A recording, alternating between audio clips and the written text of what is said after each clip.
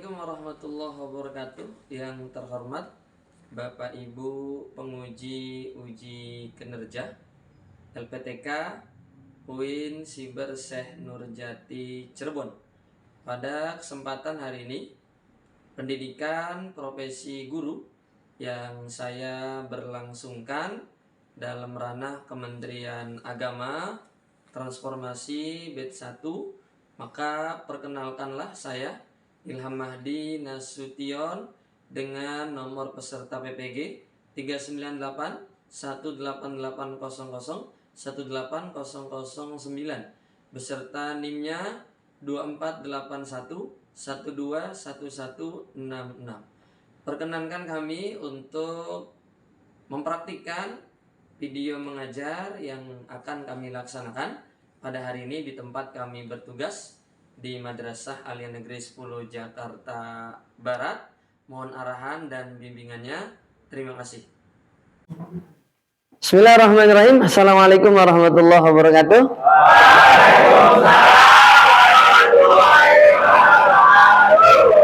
Kaifa halukum jami'an? Apa kabar semuanya peserta didik hebat? Alhamdulillah. Luar biasa. Mantap, luar biasa. Pada kesempatan hari ini kita kembali lagi bertemu dalam mata pelajaran sejarah kebudayaan Islam. Maka untuk mengawali KBM kita yang sangat mulia ini, supaya semuanya fokus, supaya semuanya khusyuk, tidak terganggu dengan hal-hal lain, maka dari itu saya ingin melatih fokus kalian. Semuanya coba diangkat kedua tangannya. Diangkat kedua tangannya. Ya, angkat kedua tangannya. Baik. Tangan yang kanan di kepal. Ya, tangan yang kanan di kepal. Baik. Tangan yang kanan di kepal. Nah, ini untuk melatih fokus sebanyak 5 kali. Ya. Nanti kalau saya perintah ganti, maka yang di kepal tangan kiri.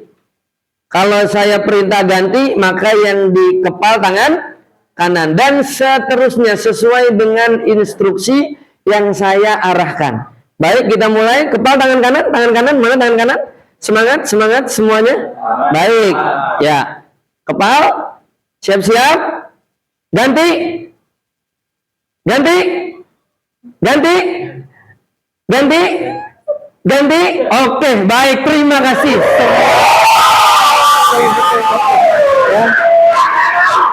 Ini menandakan kefokusan kalian. Berarti kalian sudah siap belajar. Untuk itu, sejatinya kita sebagai orang Islam, maka mengawali KBM kita tentunya kita menyertai doa kepada Allah Subhanahu wa taala agar supaya pembelajaran kita ini dapat diterima dan betul-betul bisa masuk ke dalam hati, tersimpan dalam pikiran dan juga teramalkan dalam tindakan.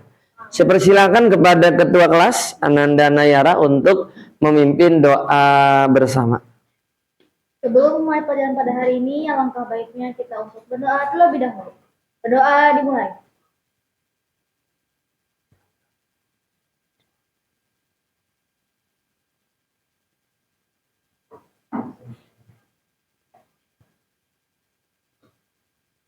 Berdoa selesai.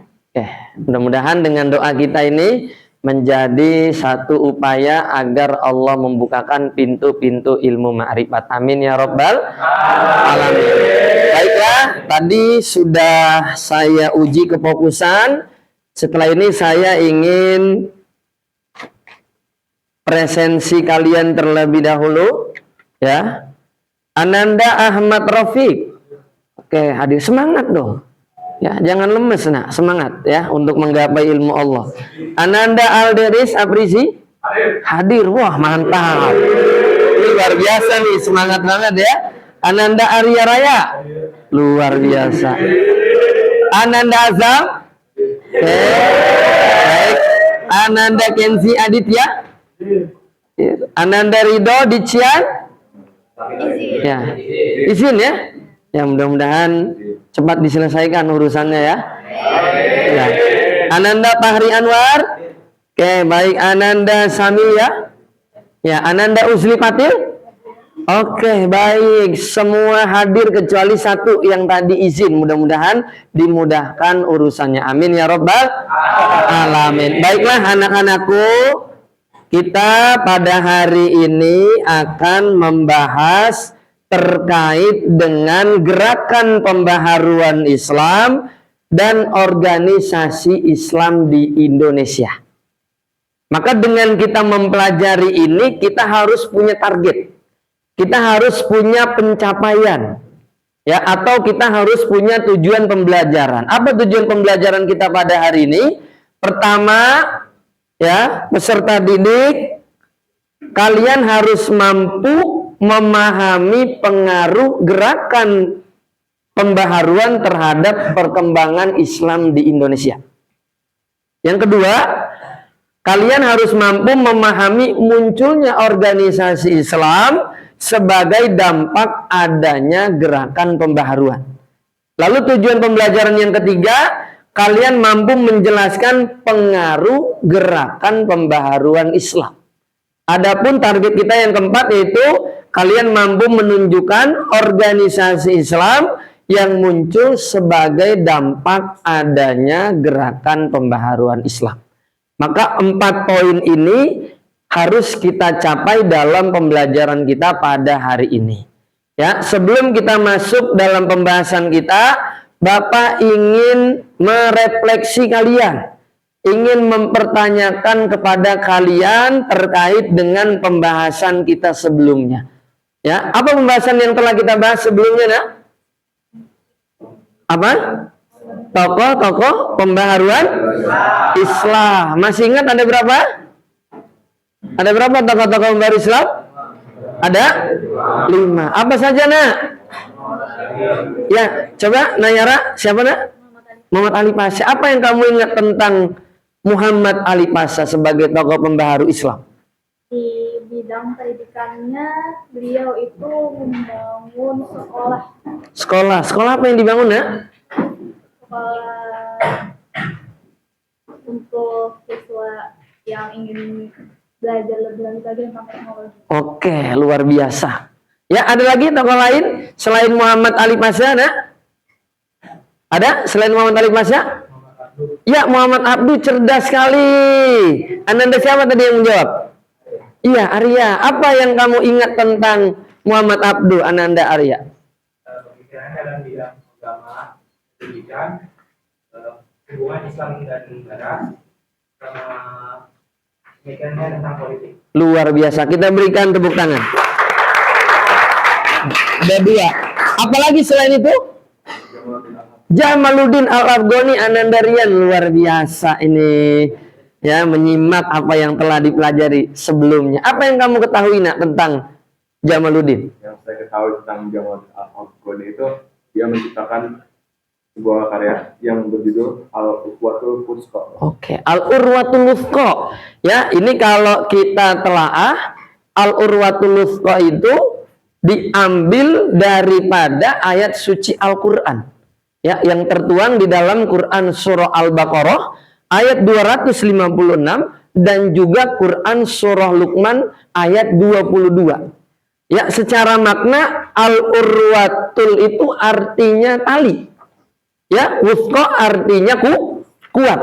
Ya, jadi ide pembaharuan Islam yang dilakukan oleh sosok Jamaluddin Al-Afghani, bagaimana beliau berupaya supaya umat Islam itu memiliki ikatan yang kuat, agar tidak mudah dirobohkan, agar tidak mudah dihancurkan, atau juga tidak mudah digoyahkan. Luar biasa Anandarian. Selain yang 3 itu ada lagi tokoh pembaharuan Islam yang kita pelajari sebelumnya? Muhammad Iqbal, Ananda Azam, luar biasa. Ya, luar biasa. Apa yang kamu ketahui, Nak? Ananda Azam tentang Muhammad Iqbal? Karena pemikirannya tentang kebangkitan dan kesadaran untuk umat Islam. Ya. Selain itu apa lagi? Muhammad Iqbal juga berpengaruh besar terhadap perkembangan pemikiran Islam modern. Ya, luar biasa ya. Ini pemikiran daripada Muhammad Iqbal ya. Bagaimana Muhammad Iqbal ini dalam melakukan ide pemikirannya, umat Islam itu harus mengikuti perkembangan zaman. Ya, harus menyesuaikan perkembangan zaman. Ya, maka disitulah ya hukum Islam itu sendiri tidak bersifat statis.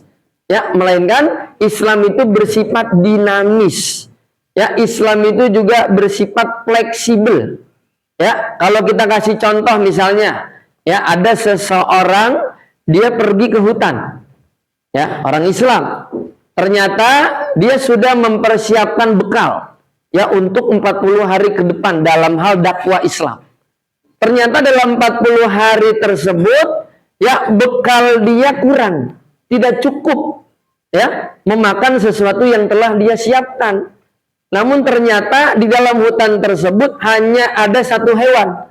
Ya, hanya ada satu hewan. Satu hewan ini dalam hukum Islamnya dikategorikan sebagai keharaman. Ya, sebut sajalah babi misalnya.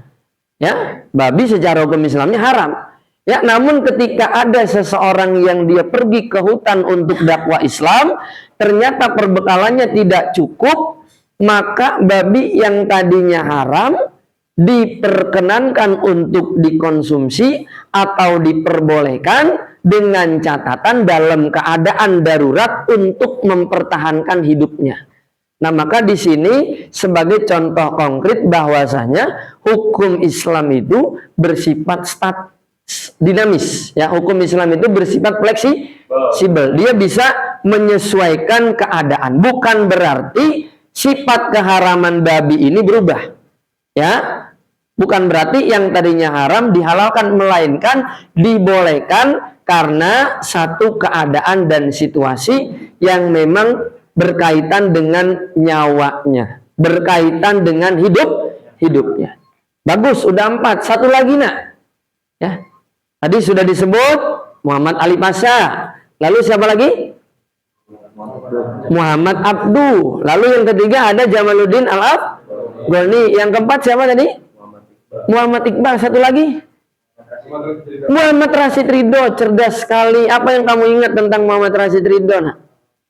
Sebagai salah satu pelopor gerakan reformasi Islam modern. Iya, sebagai salah satu pelopor gerakan reformasi Islam. Ya, atau beliau juga mengemukakan ya umat Islam itu melakukan upaya modernisasi.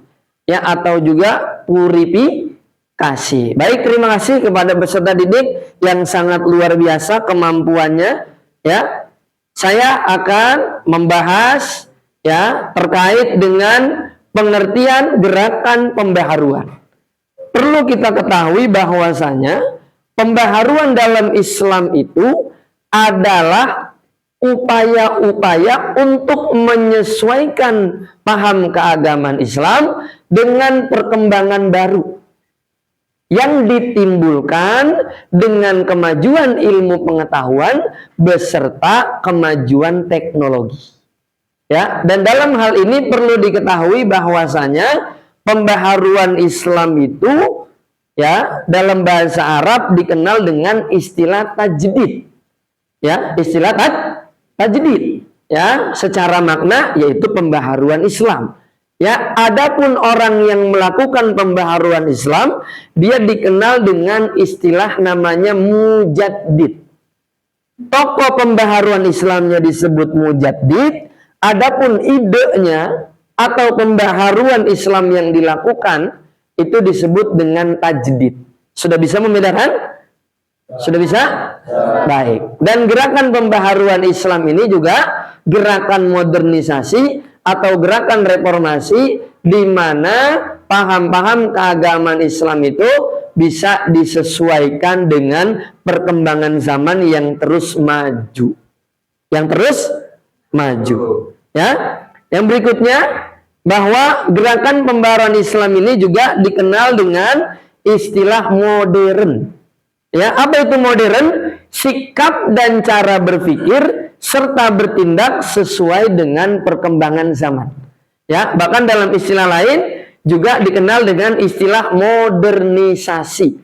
Ya, di mana proses pergeseran sikap mental sebagai bagian dari masyarakat untuk hidup sesuai dengan laju perkembangan zaman. Ada salah satu cendekiawan muslim namanya adalah Harun Nasution.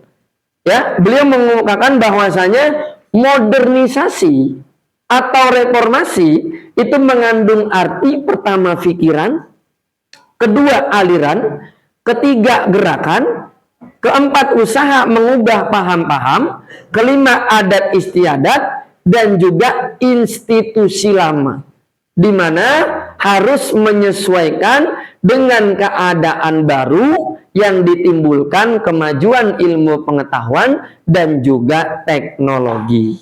Bisa dipahami?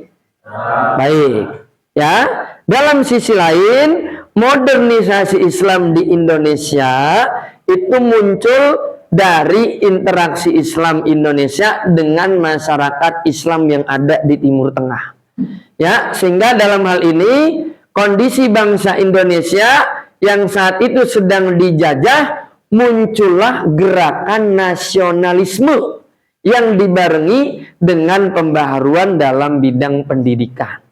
Ya, dan nasionalisme ini menguat kembali di Indonesia sehingga menghasilkan organisasi-organisasi sosial dan juga organisasi-organisasi keagamaan. Sehingga bangkitnya Islam di Indonesia mencerminkan kesadaran bangsa Indonesia akan lahirnya kembali semangat dalam meningkatkan pembaharuan Islam, baik dalam bidang sosial, bidang politik, bidang keagamaan, maupun juga bidang pendidikan. Ya, setelah ini Bapak akan menampilkan satu video yang berkaitan dengan materi kita. Maka dari itu semua saksikan, simak dengan sebaik-baiknya, fokus terhadap apa yang ada di dalam layar yang akan Bapak tampilkan.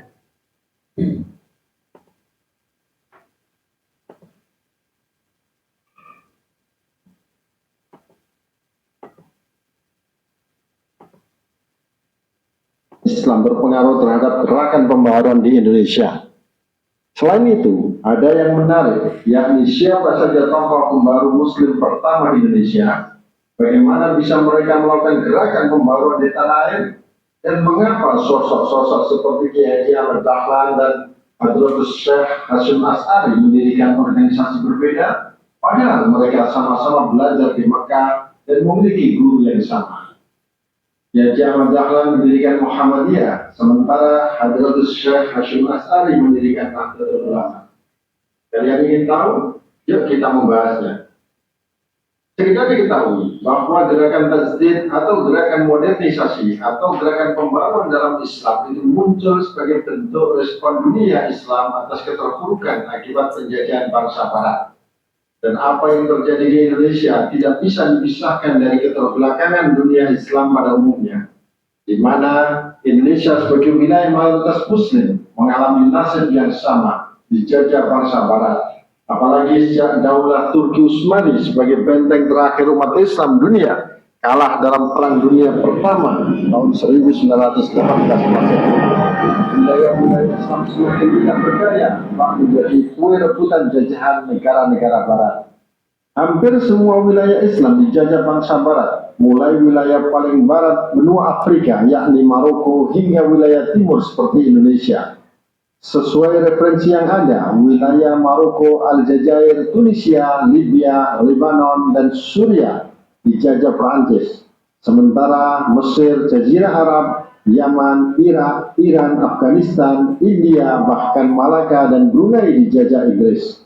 Sedangkan wilayah Kaukasia, Armenia, Turkmenistan, Tajikistan, Kazakhstan, dan lain-lain menjadi jajahan Uni Soviet atau Rusia. Adapun wilayah Malaka dijajah Portugis dan Inggris, dan Indonesia dijajah Belanda. Itulah gambaran nasib dunia Islam kala itu. Dan praktek penjajahan tersebut bukan hanya terjadi 1-2 tahun, tetapi berlangsung hingga ratusan tahun lamanya. Indonesia sendiri dijajah hingga 350 tahun oleh negara Belanda. Selama ratusan tahun itu, wilayah Islam terpuruk akibat invasi politik, kultural, dan intelektual dunia barat, bahkan agama. Apalagi mereka dalam menjajah memiliki semboyan 3G, yakni gold, glory, dan gospel. Akibatnya, dunia Islam bukan hanya dikuras kekayaannya, tetapi juga dikuasai secara politik dan intelektual tanpa daya. Tak hanya itu, umat Islam juga sengaja dijauhkan dari ajaran Islam yang benar oleh penjajah dengan menyuburkan praktek-praktek tahayul khurafat berbau kemusyrikan. Sehingga orang Islam menjadi lebih senang pergi ke dukun, datang ke tempat-tempat keramat seperti pohon dan sejenisnya untuk bisa cepat mendapatkan kenikmatan dunia daripada datang ke masjid menjalankan ajaran Islam dengan benar. Inilah yang membuat dunia Islam semakin sulit maju. Dan itulah yang sengaja diciptakan oleh negara penjajah, menjadikan wilayah jajahannya menjadi bangsa tidak berdaya, bodoh, dan miskin, sehingga bisa semakin diperdayai untuk bisa melanggengkan jajahannya hingga ratusan tahun lamanya. Itu juga yang dialami bangsa Indonesia hingga 350 tahun. Akibatnya, kehadiran penjajah benar-benar telah menumbuhkan penyakit takut di masyarakat, bukan hanya bidang sosial dan politik, tetapi juga perilaku keagamaan dan pemikiran di dunia Islam. Bahkan umat Islam menjadi jauh dari ajaran sesungguhnya berlandaskan Al-Quran dan As-Sunnah, malah lebih suka dengan praktek-praktek klinik, tahayul, dan khurafat yang menjurus kepada kemusyrikan. Dan itu berlangsung cukup lama hingga ratusan tahun lamanya. Tentu itu bisa dibayangkan bagaimana prihatinnya kondisi umat Islam kala itu.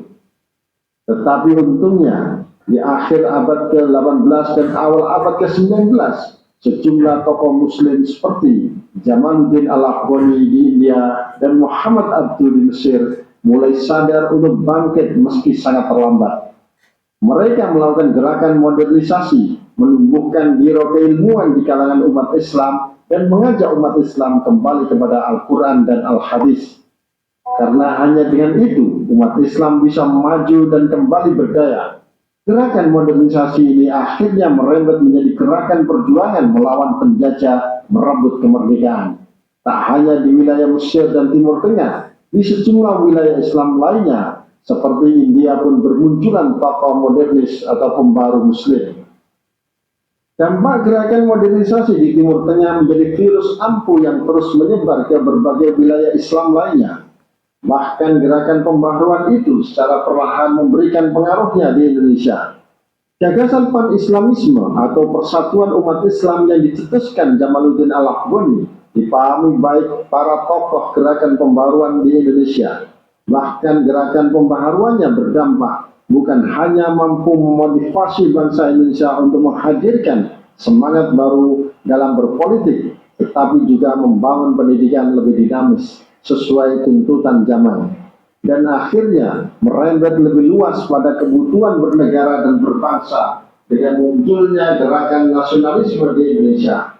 Masyarakat Indonesia pun tergerak bangkit dan bersatu memperkuat ukhuwah Islamiyah hingga akhirnya melahirkan kemerdekaan tanggal 17 Agustus 1945. Inilah peran real umat Islam terhadap bangsa dan negara ini yang tidak bisa dibantah lagi, meski banyak pihak ingin mengubur sejarah itu. Berbagai upaya pembangunan ditempuh para tokoh dan ulama Indonesia, termasuk mendirikan organisasi sosial keagamaan Islam. Dan harus diakui, munculnya organisasi-organisasi sosial keagamaan Islam itu telah menumbuhkan benih-benih nasionalisme dalam pengertian modern. Modern adalah sikap dan cara berpikir serta bertindak sesuai perkembangan zaman. Modernisasi adalah proses pergeseran sikap mental sebagai bagian dari masyarakat untuk hidup sesuai laju perkembangan zaman. Menurut Harun Nasution, modernisasi mengandung arti pikiran, aliran, gerakan, dan usaha mengubah faham-faham adat istiadat institusi lama untuk disesuaikan dengan keadaan baru yang ditimbulkan kemajuan ilmu pengetahuan dan teknologi modern. Gerakan modernisasi Islam di Indonesia seperti itu telah menjadi fenomena dan semakin menguat setelah para tokoh dunia berhasil memperbarui sistem pendidikan di Universitas Al-Azhar Mesir. Gaung Al-Azhar menggema ke seluruh penjuru dunia Islam dan menjadi rujukan gerakan di dunia Islam, termasuk juga menggugah bangsa Indonesia untuk mengubah cara pandang agar bergerak lebih maju. Perlahan dan pasti, sistem pendidikan di Indonesia mengalami perubahan dan pencerahan. Pendidikan tak hanya difokuskan pada pembelajaran keagamaan, tetapi juga pembelajaran di bidang ilmu pengetahuan umum. Bangkitnya Islam Indonesia mencerminkan kesadaran bangsa Indonesia akan lahirnya kembali semangat dalam meningkatkan pembaruan di bidang sosial, politik, dan pendidikan. Pengaruh gerakan modernisasi dunia Islam semakin terlihat di tanah air, terutama di awal abad 20. Menurut Nurhalis Madid, modernisasi adalah pengertian yang identik dengan pengertian rasionalisasi, dan hal ini berarti proses perombakan pola berpikir dan tata kerja lama yang tidak akliyah atau irasional menjadi pola berpikir dan tata cara kerja baru yang akliyah atau rasional. Kegunaannya untuk memperoleh daya guna dan efisiensi yang maksimal.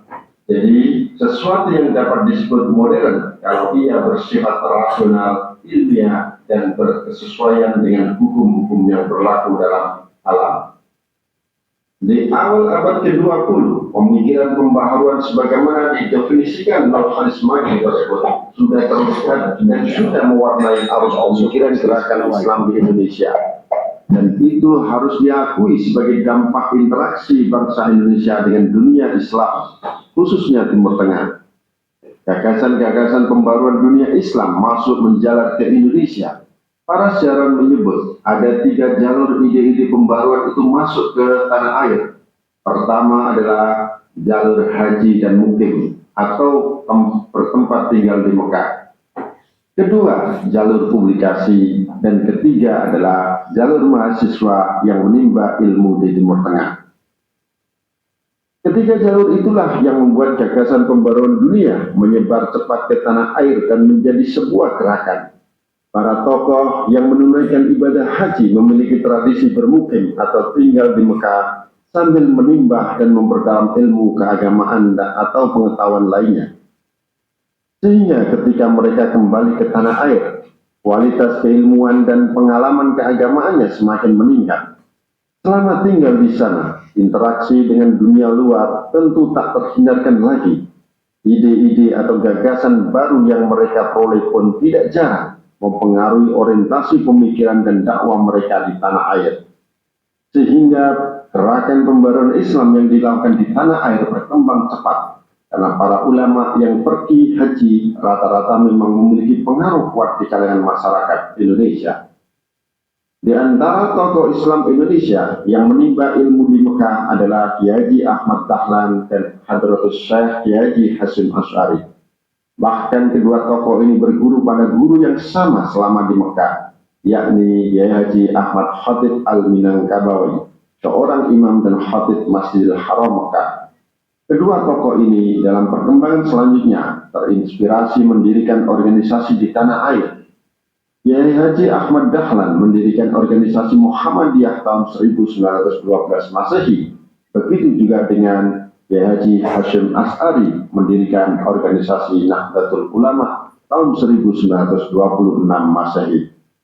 Mengapa mereka mendirikan organisasi berbeda dan pahamnya tidak seluruhnya sama? Insya Allah akan kita bahas detail di video selanjutnya. Tak hanya Kiai Haji Ahmad Dahlan dan Kiai Haji Hasyim Asy'ari, tokoh lain yang juga melakukan hal yang sama adalah Syekh Ahmad Surkati mendirikan Al-Irsyad tahun 1914 Masehi dan Haji Zamzam mendirikan organisasi Persis tahun 1923 Masehi. Mereka memilih melakukan gerakan pembaruan di bidang pendidikan didasari argumentasi bahwa lembaga pendidikan merupakan media paling efektif untuk menumbuhkan gagasan-gagasan baru. Tokoh muslim lainnya yang juga melakukan gerakan pembaruan sepulang dari Mekah adalah Sudarno Nadi. Tahun 1904 Masehi, beliau berangkat haji dan sepulang dari Mekah, nama beliau berganti menjadi Kiai Haji Samanhudi dan mendirikan sebuah organisasi Syarikat Dagang Islam. tahun 1905 Masehi. Organisasi Syarikat Dagang Islam ini nanti akan diubah menjadi Syarikat Islam di bawah pimpinan Prof. Dr. Aminoto tahun 1912 Masehi. Syarikat Islam inilah yang akhirnya menjelma sebagai organisasi politik pertama umat Islam di tengah-tengah pemerintahan penjajah untuk memperjuangkan umat Islam. Namun sayang, dalam perkembangan selanjutnya, Syarikat Islam atau SI disusupi oleh kelompok komunis, hingga akhirnya organisasi politik SI pun terpecah menjadi dua, yakni SI Putih dan SI Merah. SI Putih adalah kelompok berhaluan kanan alias Islam dimotori Prof. Dr. Aminoto, sedang SI Merah berhaluan kiri alias kelompok komunis dimotori oleh Semaun dan Darsono. Pertentangan dua kelompok ini semakin kuat setelah ada pernyataan sikap SI Merah atau PKI yang menentang pan-Islamisme. Padahal slogan itu sejak awal menjadi semangat umat Islam melawan penjajah. Fakta ini sekaligus mempertegas dan menjadi bukti bahwa kelompok komunis memang sejak awal terus menghadang perjuangan umat Islam dan memusuhi Islam. Namun lepas dari itu semua, fenomena munculnya gerakan umat Islam itu rupanya disadari penjajah Belanda kala itu. Belanda pun khawatir gerakannya akan mengancam pemerintahnya di tanah air. Karena itu, penjajah Belanda terus memantau setiap gerakan yang terjadi di bawah, termasuk terus memantau siapa saja warga yang berangkat haji. Dan untuk bisa mudah mendeteksinya, maka setiap umat Islam yang berangkat haji akan dilabeli haji pada namanya sepulang dari Mekah untuk bisa memetakan siapa-siapa yang punya potensi melakukan gerakan. Inilah sejarah label haji di Indonesia yang kini justru dibanggakan umat Islam di tanah air bila dapat gelar haji, padahal itu adalah label pemberian penjajah. Meski begitu, gerakan pembaharuan Islam terus menggema di tanah air, apalagi diperkuat dengan gerakan publikasi yang dilakukan sejumlah kalangan Islam. Publikasi atau penerbitan media massa berupa jurnal dan majalah-majalah menjadi jalur tersendiri bagi masuknya ide-ide pembaruan Islam. Baik jurnal terbitan Mesir seperti Al-Manar yang digagas tokoh pembaru Rosyid Ridho maupun jurnal terbitan Beirut, Lebanon. Wacana yang disuarakan media tersebut menarik kaum muslimin Nusantara untuk menerjemahkannya ke dalam bahasa Indonesia bahkan lokal. Seperti pernah muncul jurnal Al-Imam, Neraca, dan jurnal Tunas Melayu di Singapura. Di Sumatera Barat juga pernah terbit jurnal Al-Munir. Melalui publikasi jurnal itulah ide-ide pembaharuan Islam dari luar menyebar ke kalangan masyarakat Indonesia. Selain itu, keberadaan mahasiswa yang menimba ilmu di Timur Tengah memiliki peran tidak sedikit dalam munculnya gerakan pembaruan Islam di tanah air. Itu bisa dilihat dari para pemimpin gerakan pembaharuan Islam awal di Indonesia hampir merata merupakan alumni pendidikan Timur Tengah. Dan rahasia di balik peran besar mahasiswa tersebut adalah organisasi Jamiatul Khair, sebuah organisasi Islam pertama dan tertua di tanah air yang didirikan tahun 1905 Masehi. Jauh lebih lama dibanding organisasi Budi Utomo yang banyak disebut sebagai organisasi pergerakan pertama di Indonesia. Jamiatul Khair berdiri pada tanggal 17 Juli 1905 di Jakarta. Organisasi ini awalnya fokus beraktivitas di bidang pendidikan dasar dan mengirim para pelajar ke Turki dan merupakan satu-satunya organisasi pendidikan modern di Indonesia. Guru-gurunya didatangkan dari Tunisia, Sudan, Maroko, Mesir, dan Arab. Guru yang terkenal dari sini adalah Syekh Ahmad Surkati dari Sudan. Organisasi ini akhirnya melahirkan banyak tokoh Islam seperti Kiai Ahmad Dahlan, Prof. Dr. Aminoto, Kiai Samanhudi, dan Haji Agus Salim.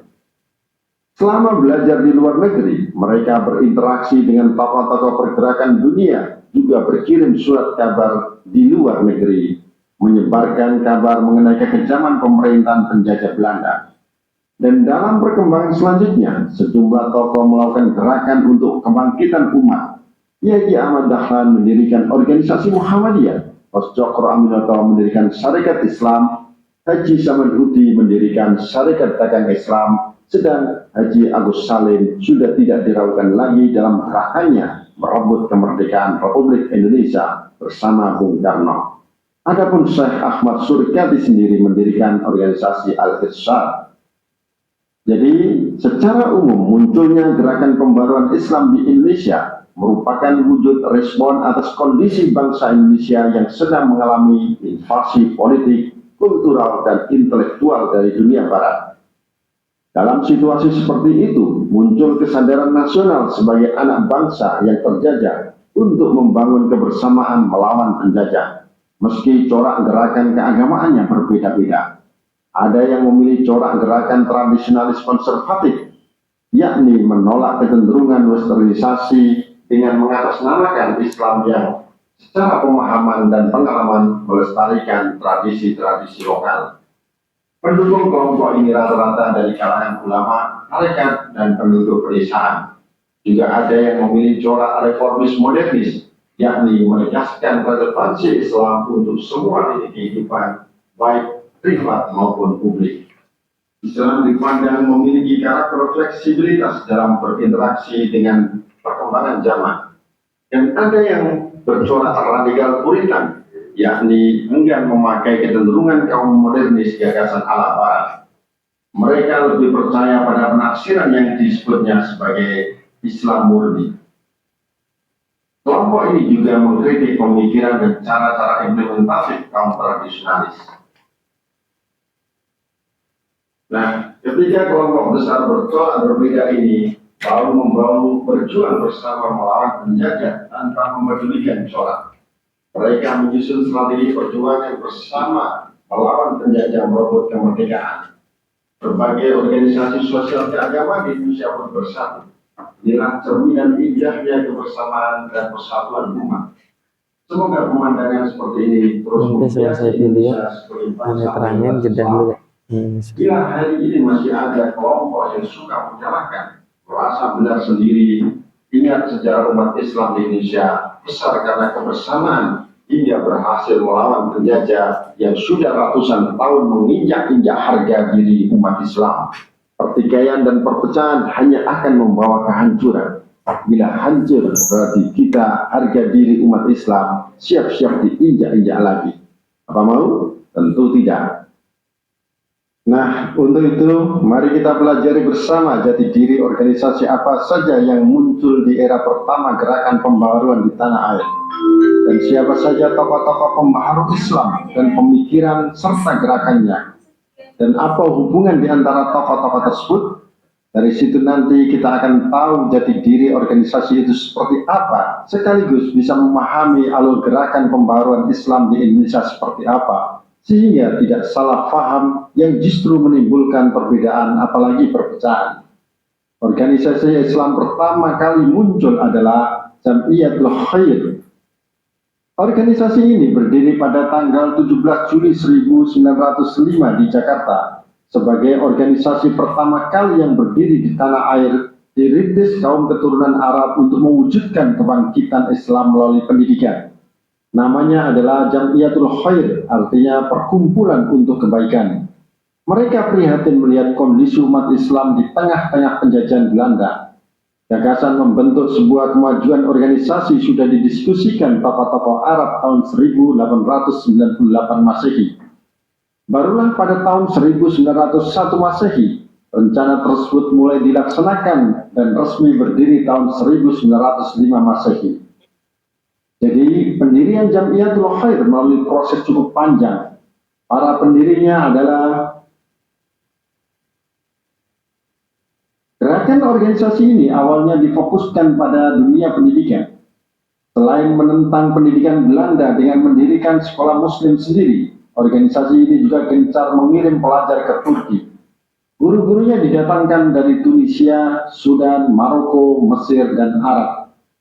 Interaksi mereka dengan tokoh-tokoh pergerakan dunia, juga surat kabar di luar negeri turut menyebarkan kabar kekejaman pemerintahan Belanda. Guru terkenal organisasi ini adalah Syekh Ahmad Surikati dari Sudan.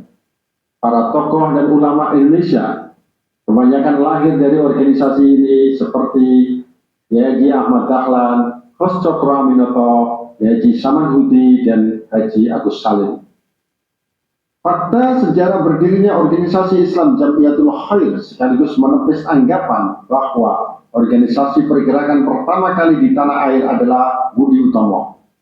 Fakta yang benar adalah jauh sebelum Budi Utomo yang dibentuk beberapa mahasiswa Skovia itu lahir, Jamiatul Khair justru berdiri lebih awal.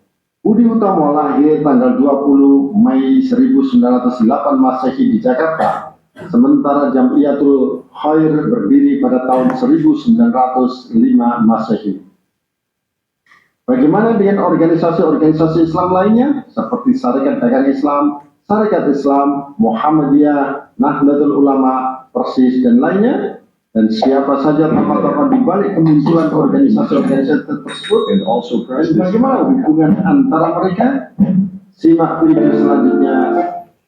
Baik, dari video yang telah disaksikan bersama, ini menjadi kerangka berpikir kalian untuk dapat mudah memahami apa yang akan kita telaah dan apa yang akan kita dalami dalam pembahasan hari ini.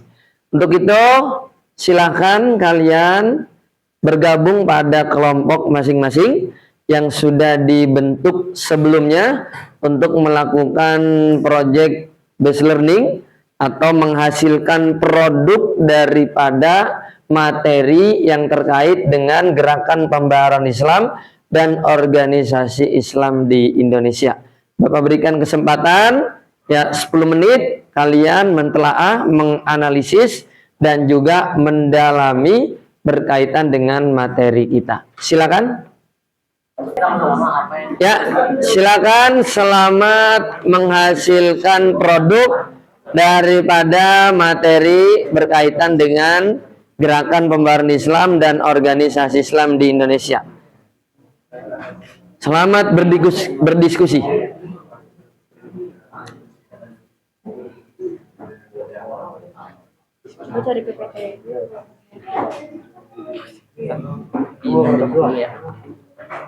Jangan lagi, udah, pinjam aja.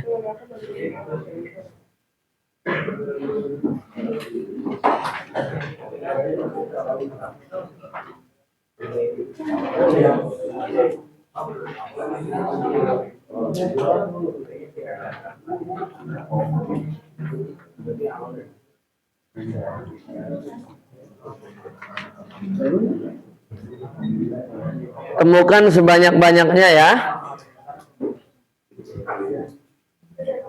Surya enggak, Surya jangan lemas.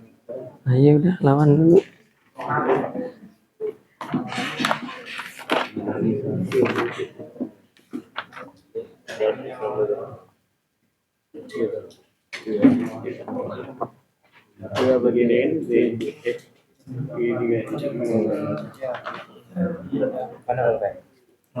Ya, baik. Baca sedikit ya.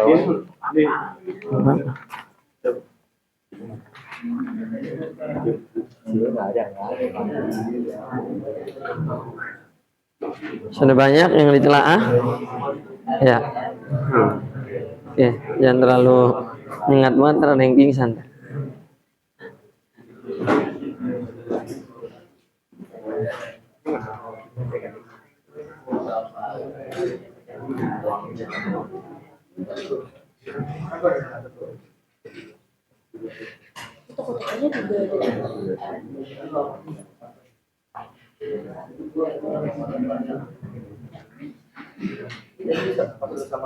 Sudah berapa nih yang ditemukan ini?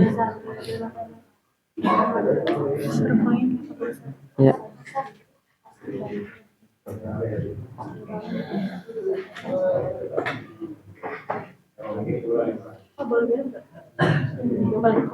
Tahan dulu.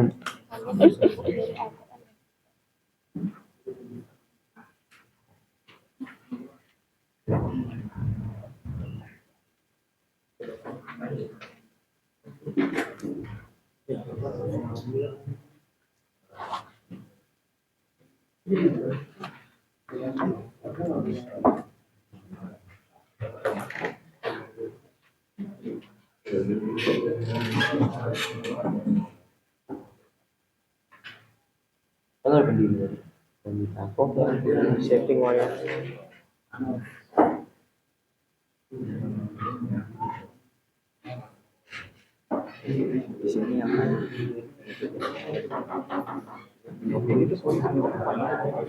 Waktu 2 menit lagi ya.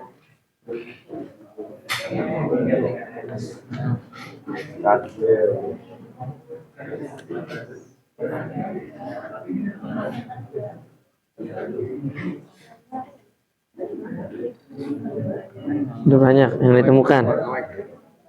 Belum ya. Baik. Iya, bahasa Inggris. Tuh. Bogor. Bahasa Inggris ya. Apa bisa betul bahasa Inggris? Nanti yang pertama kali presentasi saya dong. Nggak apa-apa ya, sampaikan aja. Semangat. Boleh nak, boleh.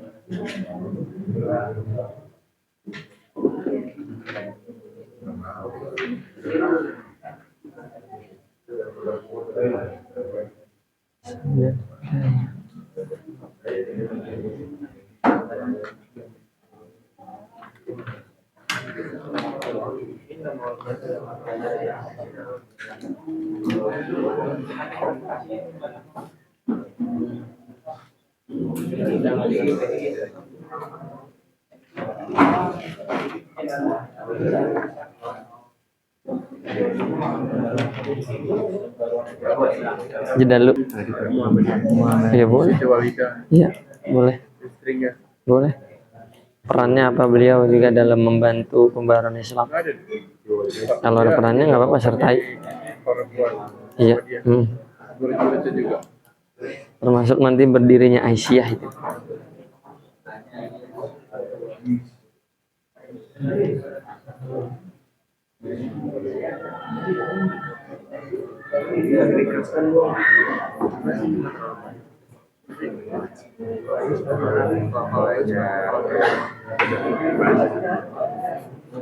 Ada pertanyaan? Pembaharuan itu pembaharuan aja atau gerakan pembaharuan? Gerakan pembaharuan juga. Kan kalau pembaharuan kan tokohnya, gerakannya kan ide yang dilakukan dalam pembaharuan tersebut. Memperbaiki akidah, memperbaiki ibadah. Ya, memperbaiki muamalat. Sip. 2-3 menit lah nanti kamu memaparkan ya.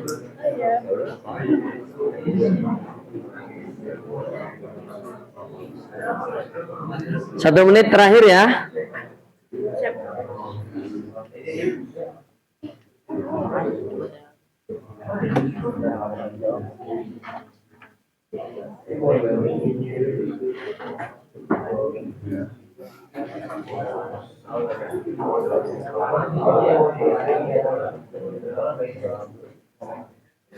Nanti yang maju kelompok. Semua dari materi semua itu nanti diwakili 1 orang. Kan ada 8 organisasi, NU 1, Muhammadiyah 1, Syarikat Islam semua. Ini bukan hanya 2 organisasi, 8 organisasi diwakili 1. Iya, kelompok kamu apa materi? 1 orang nanti majelis a'la kan? 10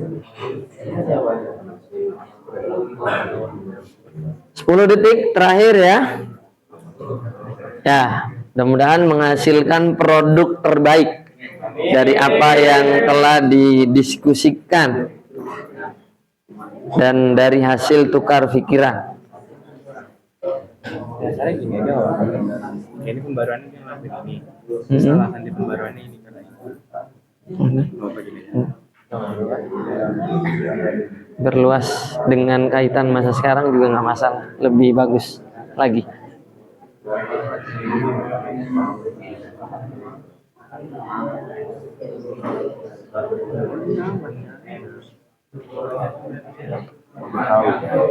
Baik, saya rasa cukup untuk kalian berdiskusi dan melakukan project based learning.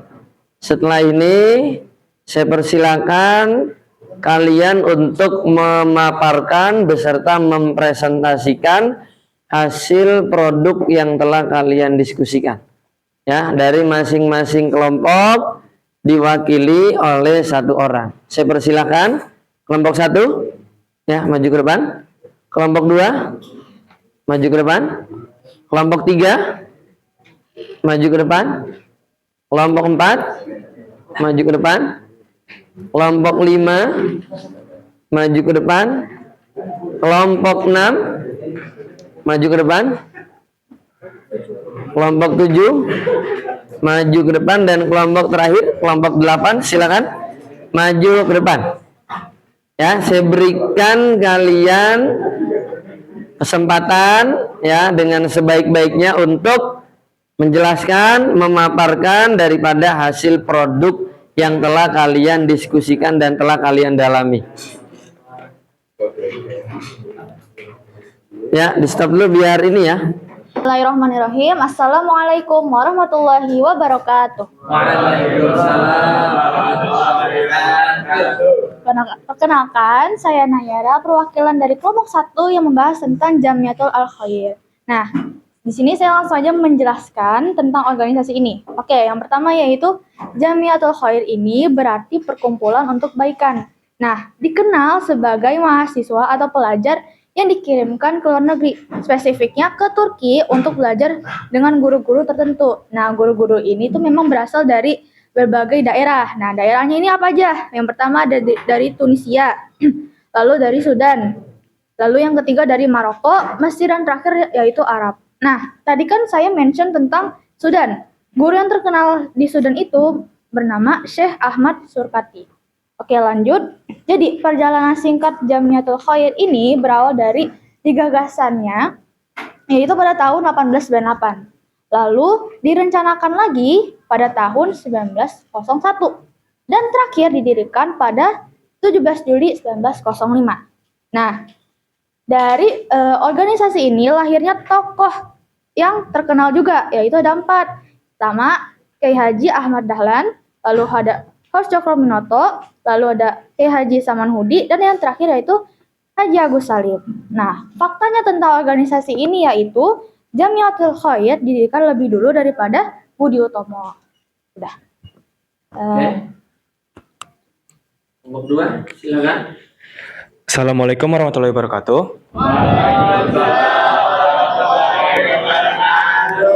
Perkenalkan, nama saya Raraya Biseka. Di sini saya mewakili dari kelompok 2.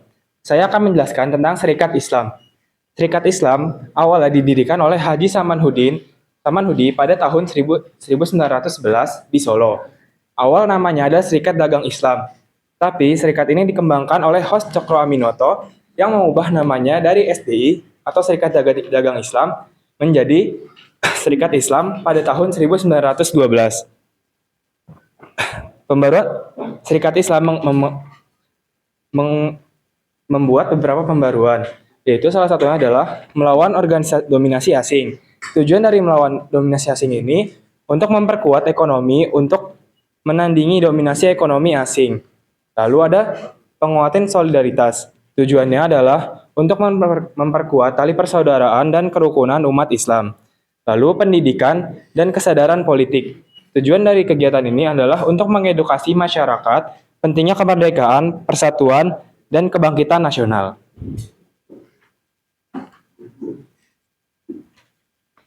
Assalamualaikum warahmatullahi wabarakatuh.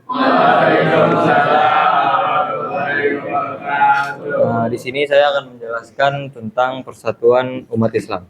Persatuan Umat Islam merupakan salah satu organisasi Islam terpenting di Indonesia yang lahir dari semangat reformasi, penyataan umat, dan pembaruan pendidikan. Siapa sih pendiri PUI? PUI adalah hasil dari merger dua organisasi yang dipimpin oleh dua ulama. Yang pertama ada Kiai Haji Abdul Halim dan yang kedua ada Kiai Haji Ahmad Sanusi. Terus apa yang dilakukan PUI? PUI bergerak dalam berbagai bidang untuk memajukan umat Islam. Yang pertama ada bidang akidah dan dakwah. Itu pemurnian tauhid yang membersihkan praktik keagamaan dari bid'ah, khurafat, dan taklid buta. Terus yang kedua, dakwah Islamiyah yang menyebarkan ajaran Islam yang moderat dan berbasis Al-Quran hadis. Terus yang di bidang kedua ada bidang pendidikan, yaitu mendirikan sekolah-sekolah Islam modern yang megah, dan contoh dari sekolah-sekolah itu ada pesantren Miftahul Huda dan madrasah PUI di berbagai daerah. Yang bidang ketiga ada bidang sosial sampai ekonomi, yaitu membangun koperasi sampai lembaga zakat dan baitul mal untuk kemandirian ekonomi umat. Dan yang terakhir ada di bidang politik, yaitu berperan dalam perjuangan kemerdekaan Indonesia. Terus dasar pembaharuan PUI. PUI memiliki landasan ideologis yang kuat, yaitu yang pertama kembali kepada Al-Quran dan Sunnah. Yang kedua ada pendidikan integratif. Tiga ada persatuan umat Islam. Dan yang terakhir anti kolonialisme dan rasionalisme. Assalamualaikum warahmatullahi wabarakatuh. Waalaikumsalam warahmatullahi wabarakatuh. Nama saya Muhammad Arsyariah Nabil. Saya akan mewakili kelompok saya, yaitu kelompok 4 yang bertemakan organisasi Muhammadiyah. Muhammadiyah didirikan oleh Kiai Haji Ahmad Dahlan yang nama aslinya yaitu Muhammad Darwis. Pada 18 November 1912, Muhammadiyah didirikan di Yogyakarta. Ia terinspirasi oleh gagasan pembaruan Islam dari tokoh seperti Muhammad Abduh di Mesir dan pengalaman ibadah haji ke Mekah. Lalu ada istrinya, dia juga mendirikan organisasi perempuan Muhammadiyah yang disebut Aisyah, dan tokoh pendidikan perempuan. Murid-murid Kiai Haji Ahmad Dahlan yaitu Haji Hisham, Haji Suja, dan Haji Fahrudin. Kaum intelektual dan pedagang Yogyakarta, mereka mendukung pendirian sekolah dan rumah sakit. Tujuan pendirian Muhammadiyah ini adalah memurnikan akidah Islam dari praktik syirik, bid'ah, dan khurafat, mengatasi keterbelakangan umat melalui pendidikan modern. Lalu yang terakhir membangun kesadaran sosial untuk membantu kaum miskin dan terlantar. Yang kedua, pembaharuan tajrid yang dilakukan Muhammadiyah, yaitu pembaruan teologis. Yang pertama, pemurnian akidah, menolak praktik syirik, menyekutukan Allah, bid'ah, inovasi ritual tanpa dasar agama. Dan yang terakhir, khurafat atau kepercayaan tahayul. Yang kedua, kembali ke Al-Quran dan Sunnah, menafsirkan ajaran Islam secara kontekstual dengan perkembangan zaman. Lalu yang kedua, pembaruan sosial, yaitu yang pertama ada gerakan Al-Ma'un, mengajak umat Islam peduli pada fakir miskin melalui program pemberdayaan, layanan kesehatan gratis, dan bantuan bencana. Yang kedua, pemberdayaan perempuan. Aisyah mendirikan sekolah perempuan dan kampanye kesetaraan dalam pendidikan. Lalu yang terakhir, pembaruan hukum Islam atau ijtihad, yaitu Majelis Tarjih dan Tajrid.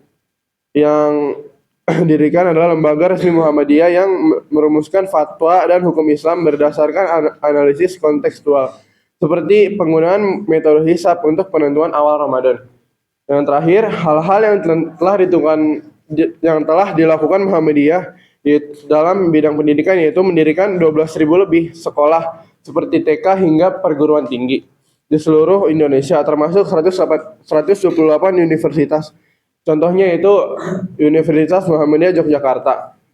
Yang kedua, membuka sekolah inklusif untuk non-muslim di daerah minoritas Islam, di daerah Papua dan NTT.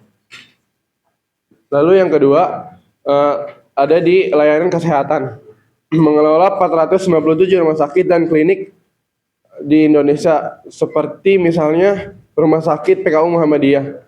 Lalu yang terakhir, dalam bencana dan kemanusiaan, membentuk Muhammadiyah Disaster Management Center atau DMC untuk penanganan bencana, gempa, banjir, dan lain-lain.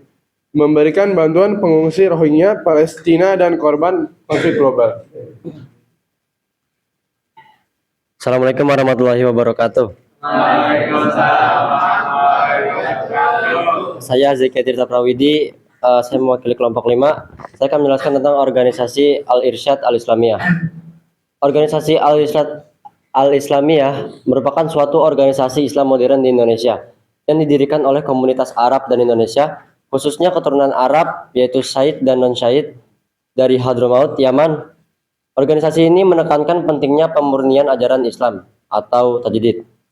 Adapun pendiri dari organisasi Al-Irsyad Al-Islamiyah yaitu Syekh Ahmad Surkati yang berdiri tanggal 6 September tahun 1914 tepatnya di Batavia atau lebih kita kenal sekarang dengan Jakarta. Dan perlu diketahui juga bahwa Syekh Ahmad Surkati merupakan ulama besar asal Sudan yang berpegang teguh terhadap Al-Quran dan Sunnah. Kemudian yang kedua ada tujuan dan arah gerakan dari organisasi Al-Irsyad Al-Islamiyah. Yang pertama menyebarkan ajaran Islam. Yang kedua menentang fanatisme mazhab. Dan yang ketiga menolak kepercayaan orang sakti atau dukun. Dan yang keempat menekankan pentingnya pendidikan modern. Selanjutnya ada pembaharuan atau tajdid yang dibawa atau diajarkan oleh organisasi Al-Irsyad Al-Islamiyah. Yang pertama ada pembaharuan agama, yaitu menolak tahayul, bid'ah, dan khurafat. Kemudian yang kedua ada pemurnian tauhid. Kemudian ada pembaharuan sosial. Yang pertama menekankan kesetaraan umum, dan yang kedua meningkatkan posisi perempuan. Serta yang terakhir pembaharuan pendidikan, yaitu pengajaran ilmu agama dan ilmu umum. Baik, silakan lanjut. Perkenalkan, saya Ashla Zarantiara sebagai perwakilan kelompok 6 akan menjelaskan tentang Organisasi Persatuan Islam. Organisasi ini didirikan pada 12 September 1923 di Bandung oleh sekelompok Islam yang berminat dalam pendidikan dan aktivitas keagamaan yang dipimpin oleh Muhammad Zamzam dan Muhammad Yunus. Tujuan organisasi ini didirikan yaitu memberikan pemahaman Islam yang sesuai dengan aslinya yang dibawa oleh Nabi Muhammad SAW dan memberi pandangan berbeda dari pemahaman Islam tradisional yang dianggap sudah tidak orisinal karena bercampur dengan budaya lokal, sikap taklid buta, sikap tidak kritis, dan tidak menggali Islam lebih dalam dengan membuka kitab-kitab hadis yang sahih. Organisasi ini juga merupakan bukan organisasi keagamaan yang berorientasi politik, namun lebih fokus pada pendidikan Islam dan dakwah, tanpa dicampuri khurafat, syirik, dan bid'ah. Salah satu ulama yang terkenalnya adalah Ahmad Hasan atau yang biasa dikenal dengan Hasan Bandu. Pembaruan organisasi ini telah melakukan yaitu memperbaiki akidah dari syirik dan bid'ah. Yang kedua, memperbaiki ibadah agar sesuai tuntunan agama, sesuai dengan Al-Quran dan Sunnah. Lalu memperbaiki muamalat dalam bertransaksi dan interaksi sosial. Yang terakhir, memperbaiki sosial politik dan kehidupan sosial. Latar belakangnya pembaruan ini yaitu adanya kebutuhan untuk mengupdate pemikiran dan praktik keagamaan Islam agar sesuai dengan tuntunan zaman. Assalamualaikum warahmatullahi wabarakatuh. Saya Uzli Fatil Jannah akan menjelaskan tentang Nahdlatul Ulama yang mewakili kelompok 7. NU didirikan pada 31 Januari 1926 di Surabaya oleh para ulama pesantren Jawa Timur, terutama 3 tokoh utama yaitu Kiai Haji Hashim Asy'ari, Kiai Haji Abdul Wahab Kasbullah, Kiai Haji Bisri Syansuri. Latar belakang yang mendasari pendirian NU adalah penolakan terhadap kebijakan Raja Ibnu Saud di Arab Saudi yang ingin memaksakan mazhab Wahabi tunggal dan menghancurkan tradisi Islam yang berkembang, termasuk ziarah ke makam Nabi Muhammad SAW dan sahabatnya. Berikutnya, pada masa reformasi, NU memutuskan kembali ke khitah prinsip awal sebagai organisasi keagamaan dan sosial, meninggalkan aktivitas politik praktis yang sempat dijalankan. Yang terakhir yaitu dasar pembaharuan NU. Dasar pembaharuan NU adalah perlindungan terhadap keberagaman mazhab dan tradisi Islam Nusantara dari ancaman homogenisasi Wahabi yang dianggap mengikis warisan Islam lokal. Assalamualaikum warahmatullahi wabarakatuh. Perkenalkan, nama saya Fatia Kartika Zatu Syifa mewakili kelompok 8 yang akan menjelaskan tentang Majelis Islam A'la Indonesia. Majelis Islam Al Indonesia atau MIAI merupakan organisasi sebagai wadah bagi ormas-ormas Islam di Indonesia pada zaman sebelum kemerdekaan. Organisasi ini didirikan pada 21 September 1937 oleh Kiai Haji Hashim Asy'ari. Pembaruan yang dilakukan oleh Majelis Islam Al Indonesia yaitu pertama penyatuan umat Islam, yaitu menyatukan organisasi Islam tradisional dan modern seperti NU, Muhammadiyah, dan lain-lainnya. Lalu yang kedua sebagai peran politik, mendorong umat Islam ikut memperjuangkan kemerdekaan dan kepentingan umat kepada pemerintahan kolonial. Yang ketiga, modernisasi dakwah dan pendidikan, mengembangkan dakwah yang lebih sistematis dan mendukung pendidikan Islam yang mencakup ilmu umum. Lalu yang ketiga, cikal bakal Partai Islam, menjadi dasar terbentuknya Masyumi sebagai partai politik Islam pasca kemerdekaan. Lalu yaitu yang mendasari pembaruan dari Majelis Islam Al Indonesia. Yang pertama, persatuan umat Islam. Umat Islam saat itu terpecah dalam berbagai organisasi dengan perbedaan pandangan, sehingga dibutuhkan sebagai wadah pemersatu. Lalu yang kedua, tantangan penjajahan. Penjajahan Belanda dan kemudian Jepang memicu kesadaran untuk menyatukan kekuatan umat dalam menghadapi tekanan politik dan sosial. Yang ketiga, kebutuhan modernisasi. Umat Islam perlu menyesuaikan diri dengan perkembangan zaman, terutama dalam bidang pendidikan, dakwah, dan organisasi. Yang keempat, peran Islam dalam kemerdekaan, ingin menjadikan Islam sebagai kekuatan moral dan politik dalam perjuangan menuju Indonesia yang lebih merdeka.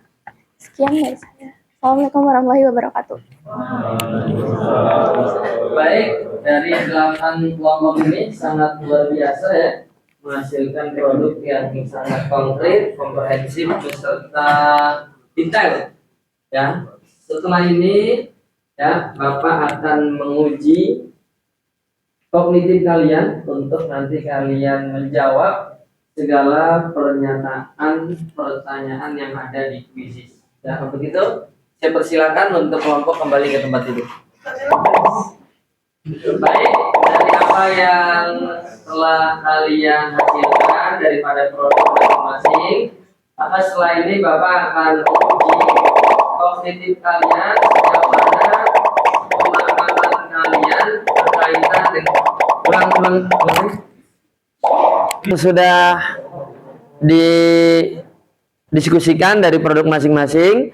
Setelah ini Bapak akan menguji kognitif kalian sejauh mana pemahaman kalian tentang materi kita. Maka dari itu silakan semuanya gabung di kuisis Bapak ya dengan kode 694861. Ya, Bapak tunggu selama 30 detik lah untuk bergabung semua.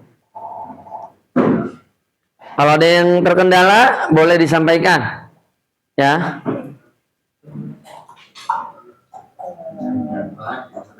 Sudah gabung semua? Baik. Bisa kita mulai? Oke. Bismillah.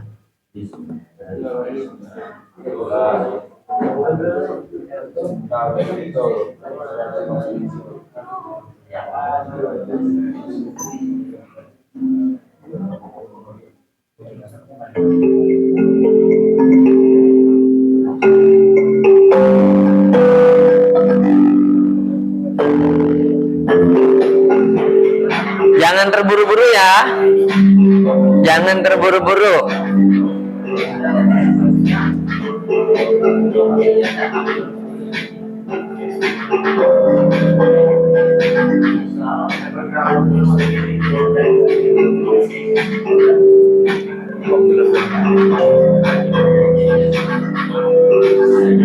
Jemli luar biasa, peringkat pertama. Ayo Jemli.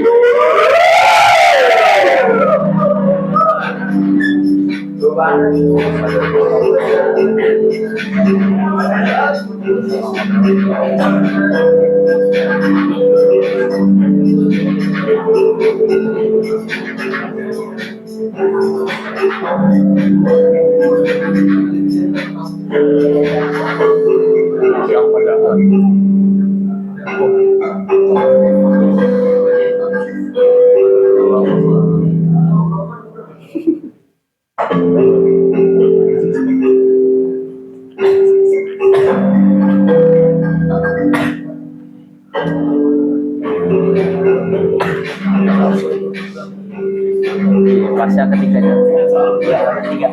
Berapa is?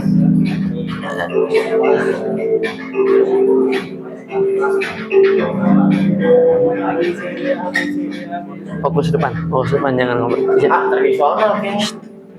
Fokus depan. Udah ngerjain. Ini buat ini doang. Enggak, iya kamu ngerjain makanya. Iya. Kerjain, jangan buka buku, jangan buka buku, tenang.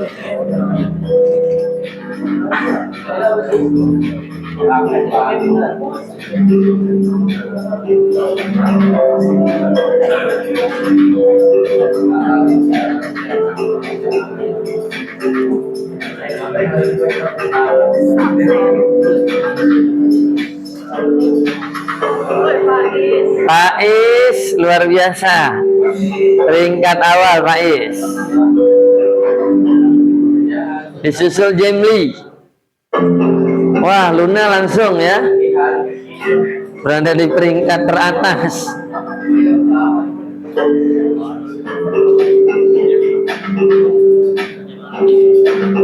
Jemli luar biasa, Jemli.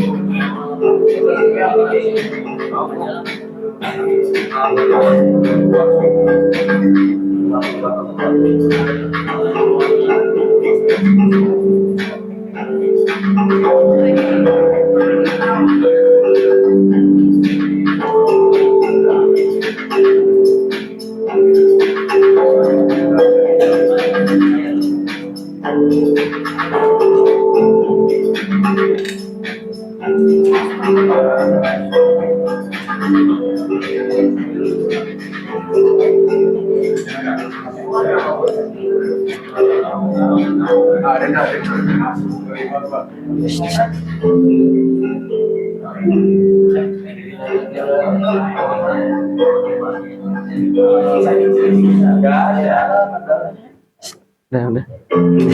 Satu doang. Apanya? Nada terlalu lama. Iyalah. Udah. Makanya didengerin nanti.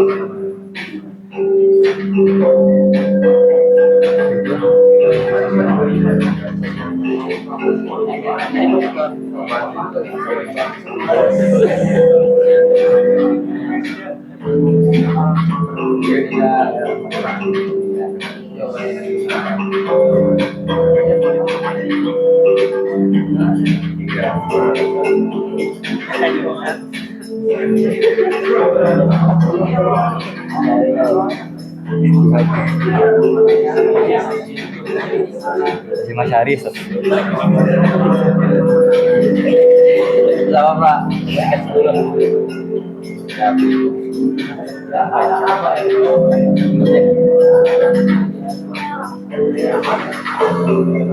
Iya Pak. Ini ya.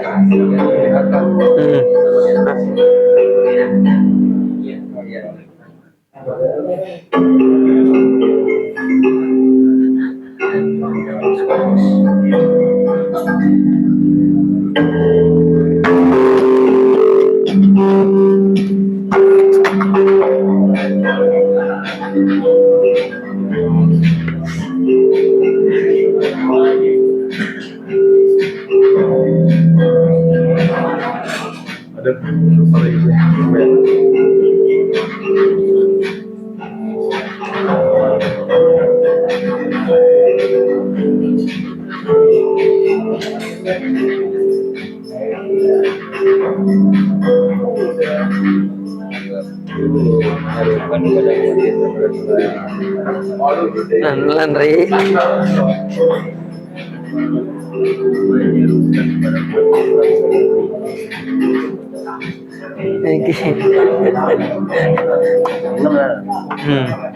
Itu yang kasih tahu lagi, bener semua ntar.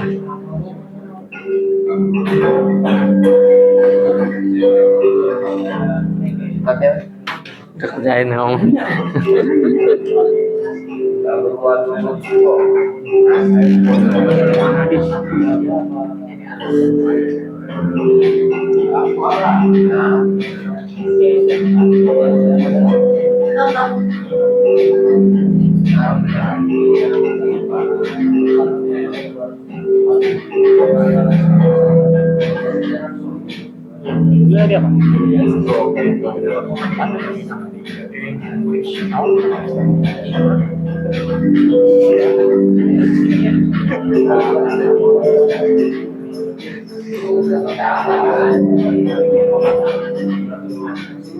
Karena gelap amat. Terangin ya.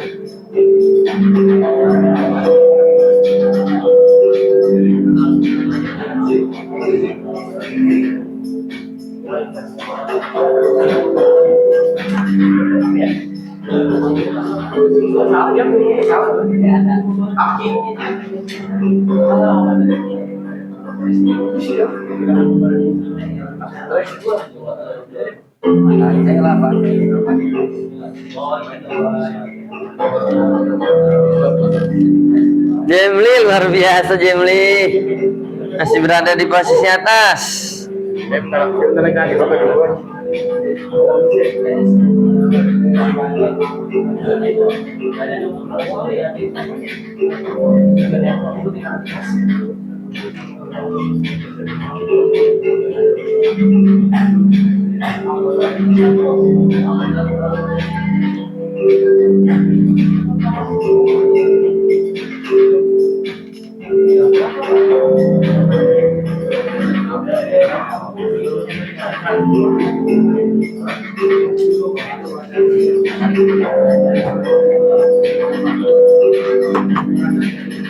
Naik udah.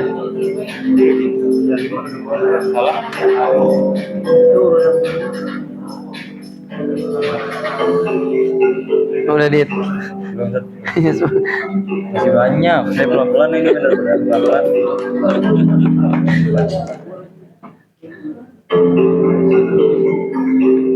Ayo Ri. Sabar. Nais.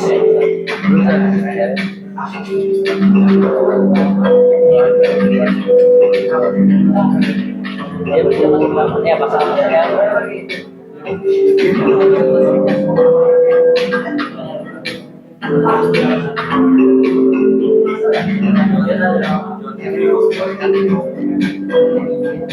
Jalan udah selesai ya? Udah Pak. Belajar lama cari. Betul.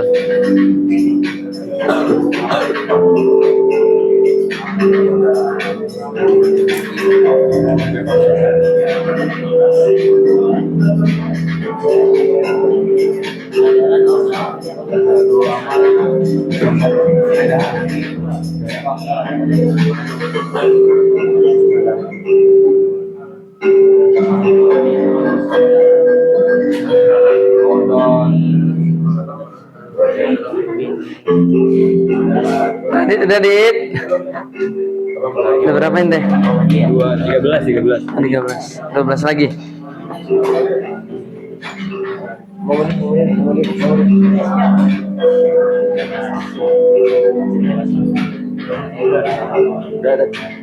Ya, berapa kamu? 80.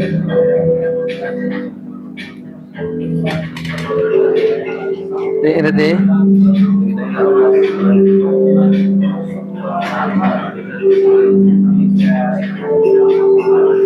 Yang bawah, paling bawah.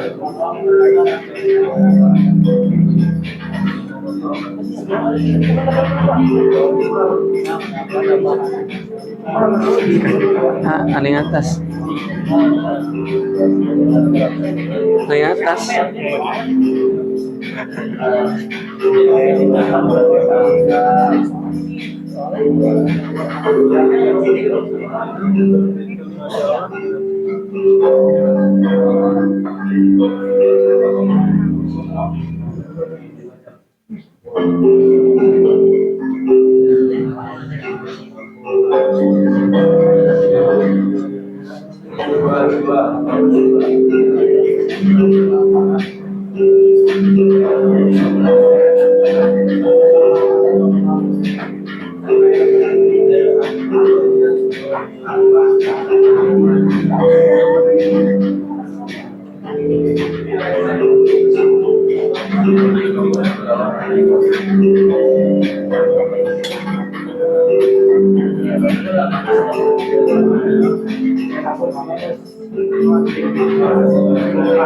Ya, durasinya 2 menit lagi terakhir.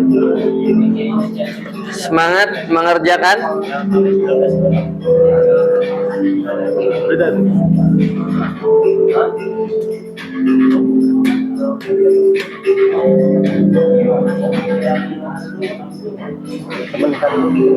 Dari sekolah jalan.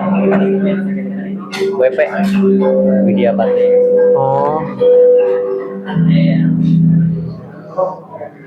Jamli mana tinggi banget Jamli.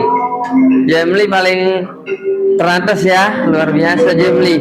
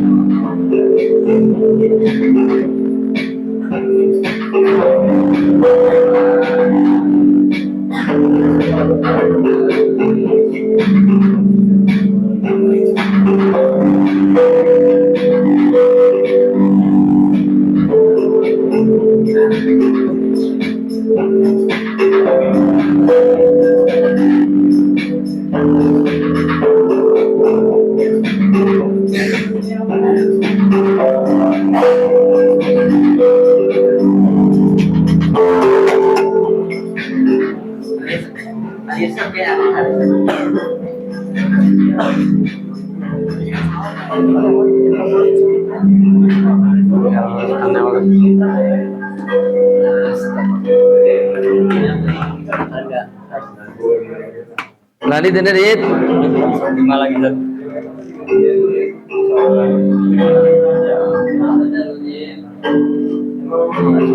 Udah selesai Pak.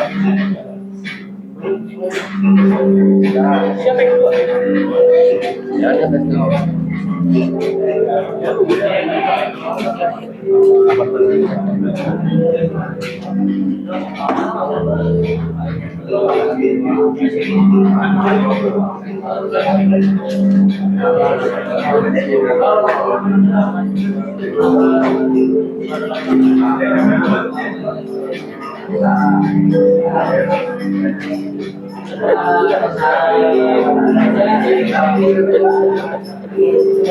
Jamli nomor 2.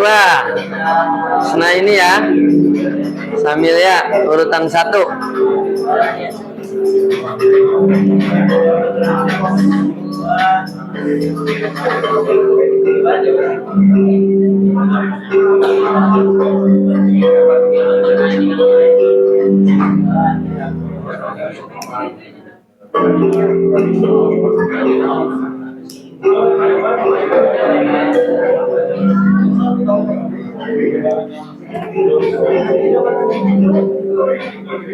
Sudah nak dua-duanya?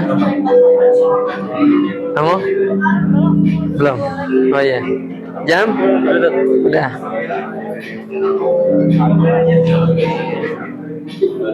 Udah Riz? Ayo semangat.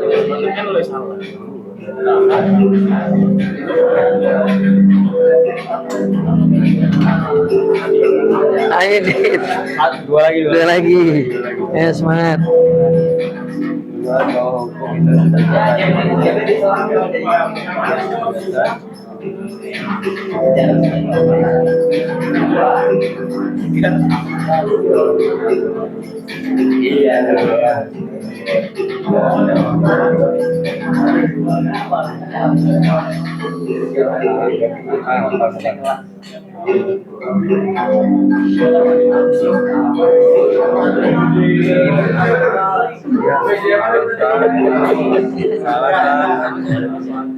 Tegar. Ilham Tegar. Oh, Ilham Tegar, luar biasa. Salah berapa kamu? Jamli urutan 3, Samilia urutan 2.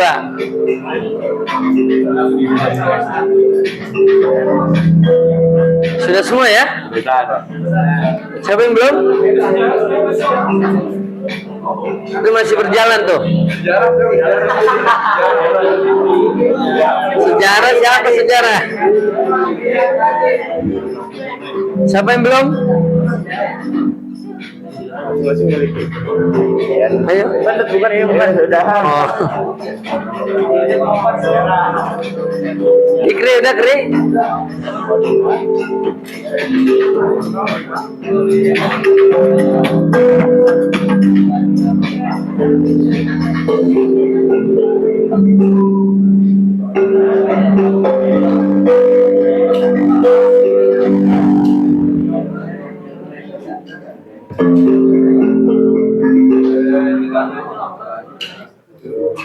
Baik, luar biasa sekali pada kuisis hari ini.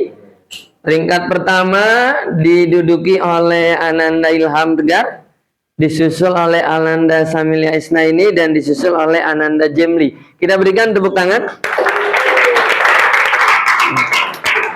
Ini adalah hasil yang sangat memuaskan dan sangat luar biasa dari apa yang telah dipelajari, tentunya dapat dipahami dengan sebaik-baiknya. Maka dari itu perlu untuk kita ketahui secara bersama, wahai anak-anakku yang hebat dan bermartabat, bahwasanya kita harus tahu tentang ciri-ciri pembaharuan Islam itu sendiri. Ya, apa yang pertama? Bahwa kepercayaan yang kuat, masyarakat harus ditata atas dasar Al-Quran dan hadis. Ya, yang kedua, menolak kebudayaan Barat yang bertentangan dengan syariat Islam. Ya, meskipun itu berkaitan dengan kemajuan ilmu pengetahuan dan teknologi. Dan yang ketiga, berupaya mengembalikan kemuliaan dan kejayaan umat Islam di dalam semua bidang, baik bidang sosial, bidang politik, bidang keagamaan, bidang pendidikan, ilmu pengetahuan, dan juga teknologi. Ya, dan perlu kalian ketahui secara seksama dari pembahasan kita ini ada dua hal ya yang diupayakan daripada tujuan gerakan pembaharuan Islam. Yang pertama yaitu purifikasi ajaran Islam, di mana mengembalikan semua bentuk kehidupan keagamaan pada zaman awal Islam sebagaimana yang diajarkan oleh Rasulullah. Lalu yang kedua, tujuan gerakan pembaharuan Islam ini adalah menjawab tantangan zaman. Ya, Islam merupakan agama yang bersifat universal. Ya, agama yang di dalamnya terkandung berbagai konsep tuntunan dan juga pedoman bagi segala kehidupan umat manusia, dan ini mencakup berbagai macam aspek, sekaligus bahwasanya Islam itu senantiasa menyesuaikan perkembangan zaman. Ya, semoga dari apa yang kita pelajari ini menjadi satu dasar ilmu yang sangat luar biasa. Dari apa yang dipelajari melekat dalam otak dan terlihat dalam tindakan. Ya, maka dari sisi ini perlu diketahui umat Islam itu harus memiliki tiga hal. Ya, pertama, umat Islam harus memiliki agama. Kenapa? Karena dengan agama orang Islam itu hidupnya akan terarah. Yang kedua, orang Islam harus memiliki ilmu yang mendalam. Karena dengan ilmu yang mendalam, kehidupannya akan mudah. Dan yang ketiga, umat Islam juga harus pandai dalam kesenian. Karena dengan seni ini, Islam akan terlihat indah. Ya, maka dari poin penting yang telah Bapak sampaikan, ini menjadi satu bekal bagi kalian untuk supaya dapat mengaplikasikan dari apa yang telah kita pelajari. Ya, untuk itu pada pertemuan akan datang kita akan membahas tentang peran umat Islam pada masa penjajahan dan juga kemerdekaan. Maka Bapak berpesan kepada kalian untuk supaya selama seminggu ke depan mempelajari, mentelaah, membaca, dan juga materi kita yang akan kita bahas pada pertemuan sebelumnya. Ya, bila ada sumur di ladang, boleh menumpang mandi. Semoga kita semua umurnya panjang dan kita tidak pernah berhenti dalam belajar lagi. Ya, untuk itu mari sama-sama kita cukupi dan akhiri dengan membaca doa kafaratul majelis. Subhanakallahumma wa bihamdika asyhadu an la ilaha illa anta astaghfiruka wa atubu naftatim bilhamdalah alhamdulillahi rabbil alamin. Demikian, assalamualaikum warahmatullahi wabarakatuh.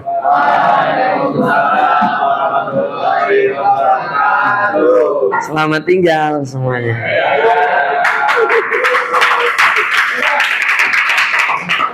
Ya, saya